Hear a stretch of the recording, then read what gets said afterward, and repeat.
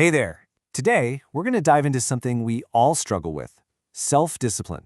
I mean, why is it so ridiculously hard to do the things we know we should be doing? Well, we're going to figure that out. Let me just ask you this. Do you ever feel like there's a full-on war happening inside your own head? Like, there's one version of you that makes these amazing, ambitious plans, and then there's this other you who seems totally dedicated to wrecking those plans? Yeah, you know what I'm talking about, right? That alarm goes off and hitting snooze feels like the only logical choice. You've got your gym clothes ready to go, but the couch just wins. You plan to cook a healthy meal, but somehow you're scrolling a delivery app again. Look, if that sounds like your life, you're not lazy, and you are definitely not the only one. Okay, so let's get into it. The first thing we need to do is completely tear down this idea we all have about willpower. To really get a handle on discipline, we have to understand the willpower paradox and kind of forget everything we thought we knew. This quote just nails it. We always think about discipline as this epic battle between our good angel and our bad devil on our shoulders. But what if it's not a fight at all? What if it's more like a negotiation between two parts of you that both, believe it or not, want what's best for you? They just have very, very different ideas about how to get there. For years, we've been sold this idea that willpower is like a muscle. You use it, it gets tired. Or maybe it's like your phone battery, and by the end of the day, you're at 1%. And that's exactly why we feel so guilty when we finally eat the cookie, right? We think we've failed because our willpower tank is empty. But you know what? The science is showing that this is a really flawed way to see things, and honestly, it's not helping anyone. And that leads us to where the real action is happening. This isn't about being a good or a bad person. It's about biology. The struggle is literally hardwired into your brain. Okay, listen up, because this is probably the most important thing you'll hear today. Struggling with self-discipline does not make you weak or a bad person. It just makes you human. You have a brain that is doing exactly what millions of years of evolution trained it to do. So here's the tug-of-war. On one team, you've got your planner brain. That's the prefrontal cortex. It's all about logic, long-term goals, and thinking about the future. But on the other team, you've got the impulsive brain, the limbic system. This part is ancient, it's powerful, and it cares about one thing: what feels good right now. It wants instant rewards, comfort, survival.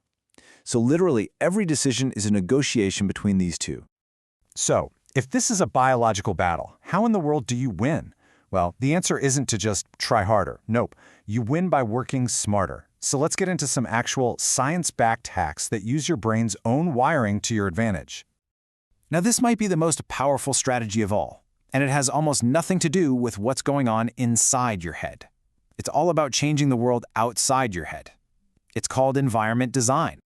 The whole idea here is so simple but so brilliant. You just want to make good habits the easiest possible choice. You reduce the friction. If you want to go for a run, don't just plan it, put your running shoes right by the door. And for bad habits, you do the opposite. You make them harder. You increase the friction.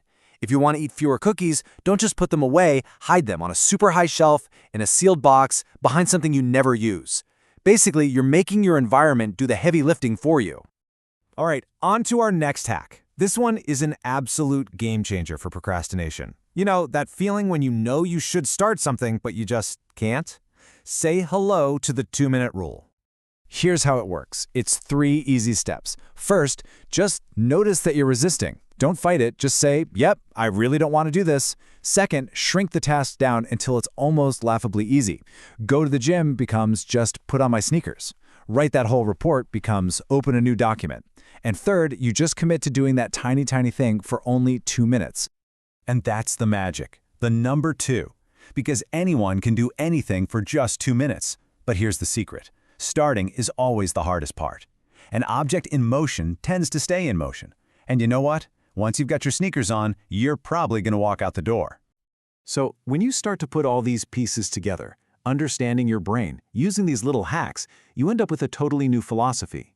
You stop trying to find discipline and you start building it into your life. We call it discipline by design.